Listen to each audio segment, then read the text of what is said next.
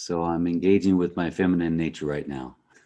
As to my masculine nature that wants to just go forward and do, I'm engaging with that part of me that just wants to feel and just take a moment, breathe, and be present with myself and not try and get everything done and complete the task, which is very helpful sometimes. But when I'm going into a session or something like this where I want to kind of feel into what's happening, feel into what wants to be talked about. That's something that my masculine nature doesn't really have a great grasp on because it goes forward already. So when I think about my feminine nature, my divine feminine or sacred feminine nature, it's that part of me that is nurturing and affectionate in a different way, is intuitive, has some roundedness or softness to it. It likes to feel into things and intuit things. That part of me likes to express and to cultivate connection. And so it's very much kind of very connecting with energy, connecting with emotions and that thing. And I remember my father was the same way. He, like I tell the story that he fixed the Land Rover and he mowed the lawn, and his brothers-in-law were all sheriff, and there was a lot of masculine energy. And he created boat seats for racing boats, but he was also a cook, and then he was also an aerospace machinist. But he was also in drama when he was in high school, and he also had sort of a feminine, expressive way about him sometimes. And he's the one that we kiss goodnight.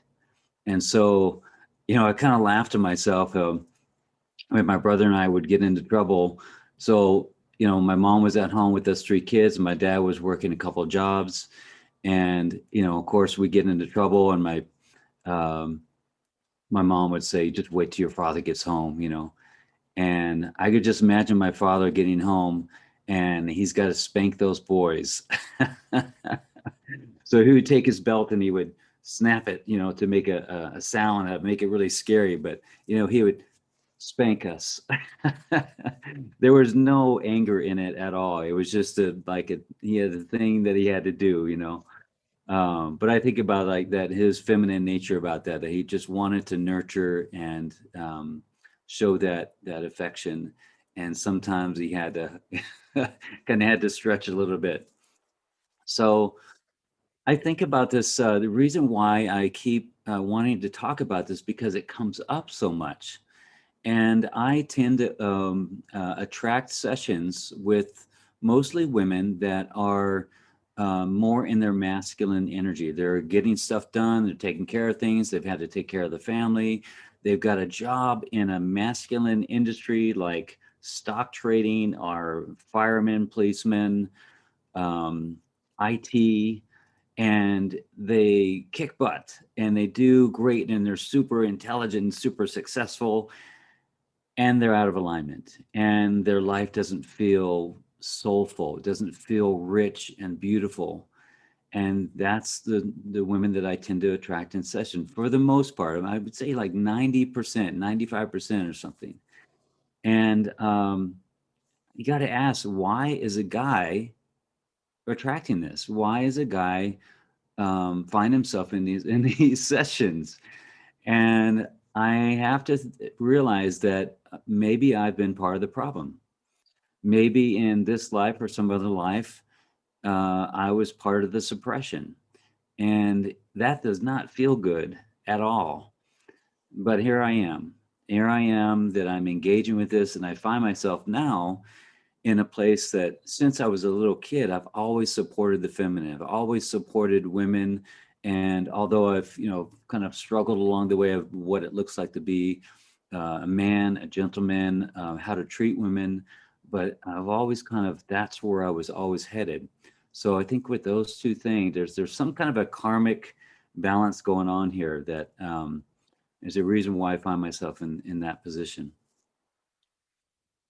So here's my theory, and I apologize if you may have heard this theory before, but it really makes sense to me when I think about the world that we live in.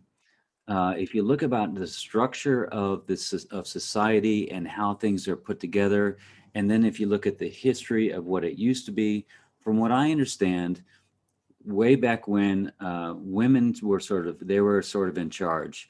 Very strong intuition, very strong in ritual and ceremony and feeling and what would you call that?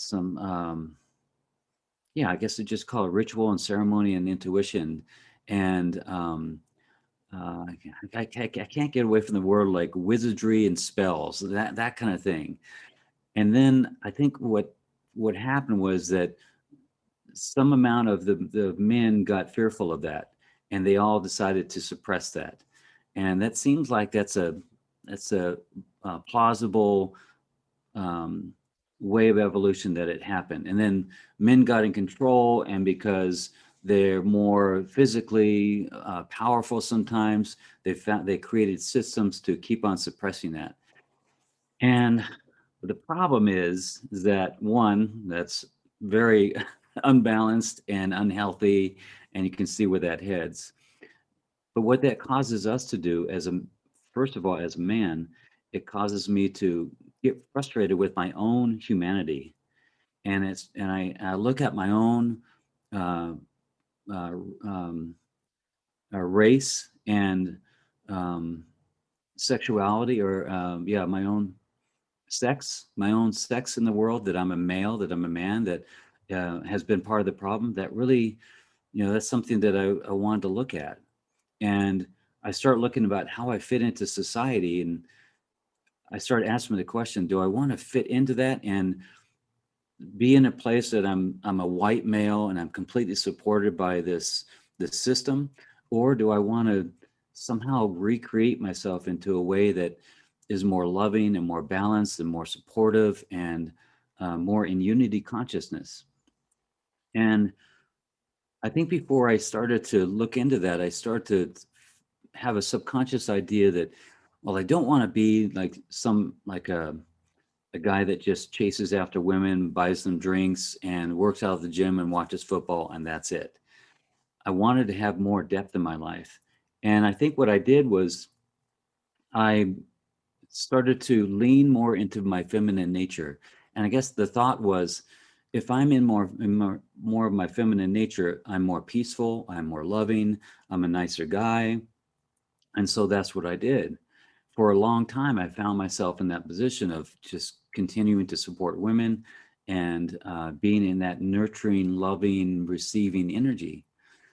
And of course, after a while, I started to realize that I was kind of throwing the baby out with the bathwater on my masculine side. So that was part of what I needed to work on. And so I can see how this happens also with women, is that in order to fit in more into society, it's if we understand that the number one priority for most women is safety, then it's a safer place to be engaged in the masculine. And it's if you live in a society that's completely supports the masculine, especially the white male, um, that's a pretty safe place to be. And then we're back to, and yeah, everything feels out of balance. My health, my relationships, how I relate to other men, how I relate to other women, all kind of is out of balance or out of alignment. So there's a choice to be made. Do I keep on pushing this and keep on hitting this ceiling of what I can do in the world and how it feels in the world? Or do I start taking account of my life and start to pull back and say, okay, how did this all happen? And for some people, how it happened was, um, the father wanted a boy, and so he treated his daughter like a boy and sort of pushed her in the way of masculine things and masculine sports, and she became something that was, the apple of her father's eye, and she kind of set in her subconscious, this is a safe place. I get love this way, and that's one way. And the other way that women, or anyone, I would say, suppress their feminine could be by sexual abuse or trauma. That there's um, there's a sacred feminine trait related to sexuality and sensuality, and if that's cause to be traumatized, then that's a place where a lot of women and men um, suppress that. And it's just not a safe place anymore. So there's all different reasons why this can be suppressed. But I feel like it's important to at least say, okay, that's where it happened. And not spend an inordinate amount of time there, but just know that something happened there, some kind of trauma happened there to suppress that. Because if you can imagine that we're all a bright light of awareness and consciousness and creativity and sexuality, and we're living life to the fullest, and then we get layered on with conditioning and beliefs and traumas and things that inside of that, in that light, is the truth of our being. And anytime that I'm in front of someone and myself, when I start to feel some kind of a belief that keeps me in the suppressed mode or oppressed mode, I know that something happened. And so that's what I tend to work on, is finding out where that happened, what was the mechanism that created that, and how can we start to activate that in a place that feels really safe and feels like a place that also that you can trust and you can feel like you're can be more creative in.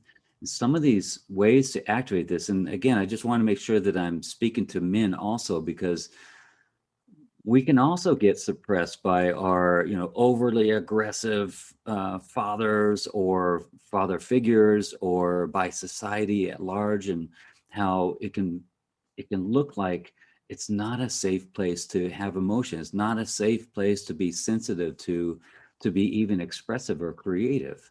Like, if it does not do something for society, if you're not, making money from this, then there's no reason for it, that kind of thing. So a lot of the divine feminine nature may not have a purpose to it. It's just to express. And that whole idea doesn't really fit into the large part of society. So that's something that us guys really helps for us to cultivate that and say, I know this doesn't have any real purpose here. It's not a money maker, but gosh, it makes me feel good to express, to create, to sing, to dance, to make art, to do whatever that causes that full expression to be realized. And that's something that I didn't realize that I had within me. I think when I was a kid, I was very in touch with that, and creative and inventive. Maybe not inventive, but intuitive is a better word. Um, and then I just trauma happened and I suppressed it. And then I started to realize, as I started to come out of my shell more, oh my gosh, I could bang a drum. I can play a flute. I can play a didgeridoo. And then, because Valerie said, you're going to sing with me. And that was, oh my gosh, I'm going to sing. But now it feels like I'm coming out more, and it feels really good to be more fully expressed that way. So I've been in partnerships and relationships that have been on the either scale of the feminine masculine energy. And I remember I was in a relationship with a woman that was really in her feminine and very flamboyant, and you would call her a diva. She was very flamboyant in her feminine and her spiritual nature, and did whatever she wanted and asked for whatever she wanted, and she always got it. And I had a lot of resistance to that. Like, how can you do that? How can you be so get what you want? And that was a part of me that I had been suppressing, is asking for what I want and expressing myself in my creation and my needs and that kind of thing. And that really caused me to open up and expand in my own self. And then I've also been in a partnership or relationship that was more on the masculine end. And I know there's some things that we did that helped to activate her feminine nature. And one was to, again, this is for men with men or men with women, it doesn't matter. It's about activating that feminine nature in both of you. And what we did was, um, I needed to really cause her to feel safe. And one of the things that I got the epiphany on was release her burdens. And for a lot of women, they've got so many burdens, they got so many things that are on their shoulders. And, it's, of course, it's gone way back from when they were children, but something said, I need to take care of everything. I need to take care of my family. Everybody looks for me for advice, and I need to do all this. And I needed to do whatever I could to make her realize that she didn't have to take care of the house and the car and the kids and everything and the laundry and the dishes and all that. That whatever I could do to allow her to expand, because when all of us, I'll keep on using all of us, when all of us find space around us, you know what happens? We start looking around for things to create. We start to feel our sexual energy. We start to want to kind of express that. And the more that I did that, the more that she started to go, oh, I'm here in this space and I have time and space around me. What do I want to do? And she started to create. She started to sing more. She started to dance. She started to paint and do all these things that were more expressive. And it was like some people would call it a permission slip, that she felt the permission to go off in this way, that I don't have to get things done and take care of these tasks and complete this list, that I have some spare time that I can start to go off on that. And the cool thing about that is that even though it doesn't look like there's like a real purpose to it, there's a huge purpose. And the huge purpose is to come into alignment with your own source, with your own energy, and balance out that yin and yang energy of the masculine and feminine. When we're too much in the doing and taking action in the masculine energy, things are out of balance. And it seems like we're so productive and doing everything. And yet there needs to be this balance of rest and receiving and creation and epiphany and all that. And then we take action at the appropriate time. So some of the things that can really help to activate and cultivate that energy, besides, so on the one hand, there's the healing and the integration of what might be in the way of that. And I want to say one more thing about that. There might be, like there was with me about my masculine energy, there might be some idea of what it looks like to be masculine, that out there in the world, masculine means this. And to me, it meant taking advantage of people, pushing people down, just being in that destructive kind of energy. And for some women or men, it might feel like that feminine energy is a weak energy. And that could not be further from the truth. But there's this idea that's perpetuated with society that feminine energy is just for taking care of the home and taking care of the kids and having babies. And that's all old paradigm stuff. And yet there's still stuff that's still around that um, it's a little bit hidden more than it was before, but it's still there about, um, wow, it's so amazing you've done this and you're a woman, kind of thing. And that all stuff that kind of keeps perpetuating that idea that if I, as a man or a woman, engage in my feminine nature, I gotta not let that be seen, because it's a more of a weaker thing, that it doesn't really have a purpose. So that's something to let go of, that idea or that belief of what that feminine nature is. Now, on the practical side, I found that there's some things that can really cultivate in me and in my partner, um, to create more of that, to engage in more of that. And one of the things that we can do is, checking the time here. One of the things that we can do is look for examples of the divine or sacred feminine. And there are some goddesses out there in myth and legend, but there's also people, and could be men too. But when I look at it, I kind of gravitated towards women that exemplify the divine feminine energy.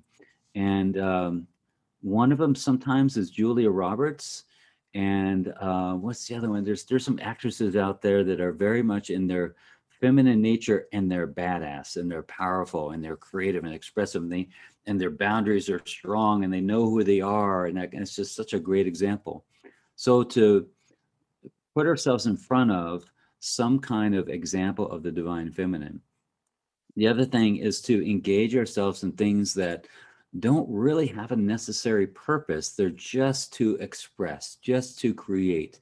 And that could be sketching or drawing or painting or singing or banging a drum or playing other instruments or dancing, anything that doesn't really, it's not going to get anything done. That's a good one. Another part of that is to wear some color. I remember, like, we look at, so my example of like a man being in his feminine in a very divine way is Euquala. So Euquala is a local Havasupai man. And, when he's in his dress, he's a gay man and he's got this oratory that when he comes into his oratory, he is so freaking powerful, and he's got all of his feathers and his colors and his costume that he makes all of himself. And I look at all those colors and I go, wow, that's that's the guy who's really in his divine feminine powerful nature. And it's such a great example. So for us to wear more colors, to wear less utilitarian clothing, to be able to receive when someone wants to give us something.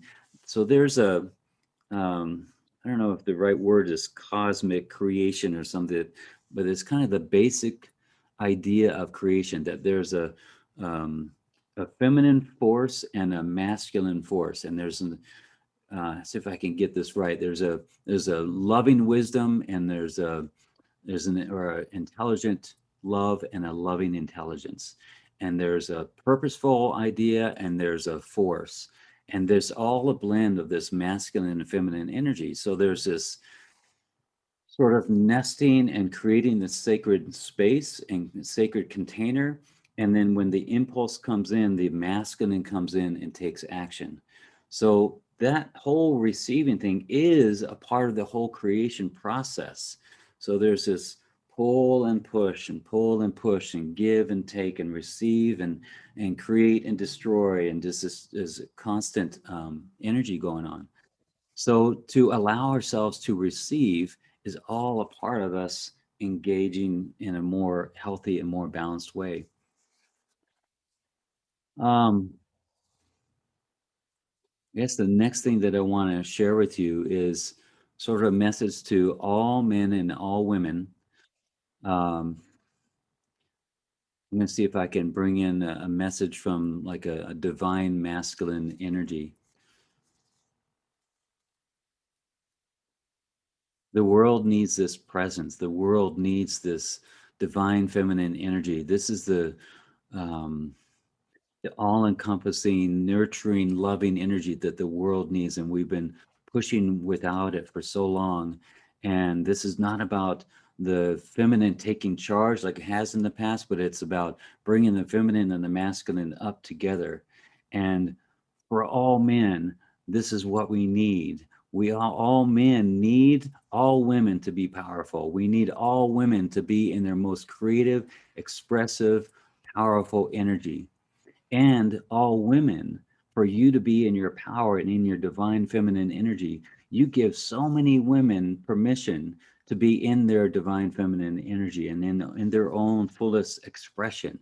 So when you engage in yours, you're not just doing it for yourself, but you're showing out to the world and so many other women by every, not only how you show up in the world, but your energy and how you present yourself. It shows off in a very much present, conscious, receiving, nurturing energy. And for all the men out there that have yet to engage in that divine feminine energy, that is one of the most powerful forces on the planet and in the universe, is that the ability to receive and to intuit and to feel and to have emotions. And it's kind of like the feeling that I had before, when I was first engaged in this, that to not engage in the divine feminine, to engage in my own feminine energy, uh, is actually what I might consider a weaker form of beingness.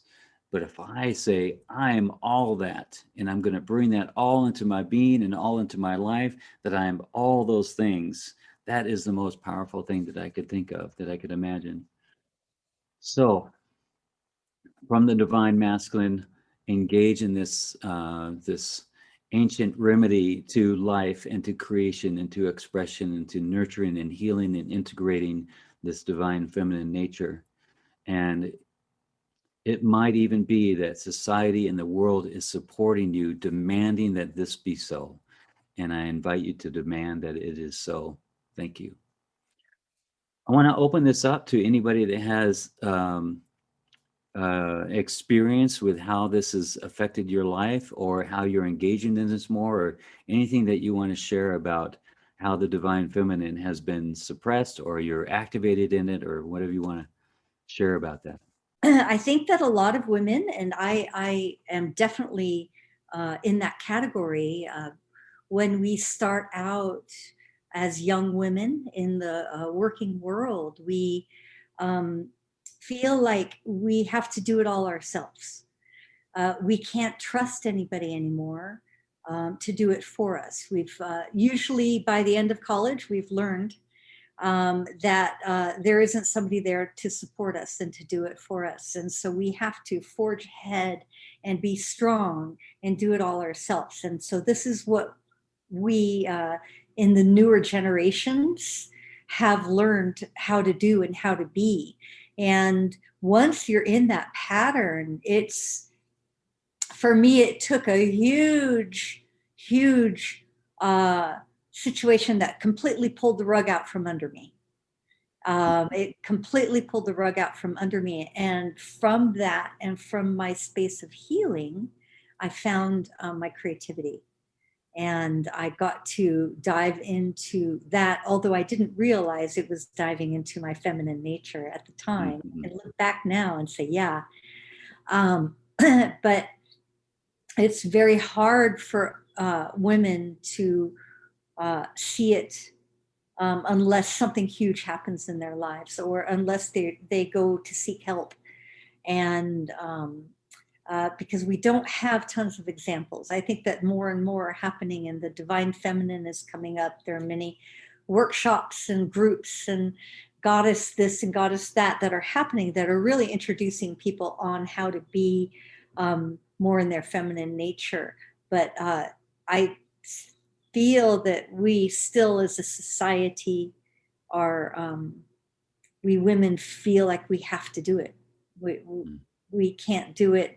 We can't depend on anybody else, and so we have to forge ahead like that. Mm-hmm. I think the younger generations, and I'm 58, so I'm speaking about my generation and probably 10 years after me. But the younger ones, the 20 somethings and the 30 somethings, they've really got a good sense of their divine feminine nature. And I do feel like it's really coming back. Mm. So Good news. that's all I have to say. Awesome.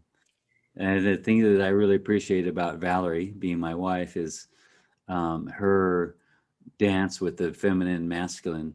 And she uses her masculine energy to look at things, to engage in things, to get things done. But the way that she dresses and the way that she presents herself and the way that she allows her inner child and her silliness and things not necessarily have purpose, but just to express, that's all that I see, that feminine nature in her, and I really adore that. Yeah. Hey, I have a sense of the feminine in nature. Whenever I'm outside, out of my house and in my garden or in the forest or by the ocean or wherever, or looking at the sky, I really feel a sense of the divine feminine. I feel like I'm nurtured, fully nurtured by nature, by the wind, by the water, by observing the flowers or everything growing. I feel like the air, I breathe in the divine feminine each moment I inhale, and as I exhale, I'm communing, merging with the divine feminine with each exhale. So it's a very intimate relationship, I think, for me, being in nature with the divine feminine. It's very supportive for me. And there's something that I like it. It's natural. It's like the natural kingdom to me is the embodiment of the divine feminine force. and I see myself as part of that. So it's almost like I see myself as a son or a child of the divine feminine, because I feel like I'm a son or a child of nature. Because my cellular structure is made from, everything I breathe and eat and take into my body. So there's a very sensual, intimate connection with the divine feminine in a primal way, but a beautiful way. I feel very at one with it. So that's my perspective. That is awesome. Thank you, Chris. That is so good. I'm now I'm wishing I would have added that in there, but I'm so glad that you did. That's our natural way of being, is to be in that the mother, right? To be nurtured by that. And you're pressing a button there that says, and that's part of been our problem, is that we've been so engaged with doing and electronics and everything of not of the earth and not of nature, that it's so important for us to come back to nature, to re-engage with that, like you say, that divine feminine energy that's there all the time. Wow. Thank you for adding that. Thank you so much. I love you. Bless you. I hope you have the most wonderful day. Thank you. Thank you. Thank you.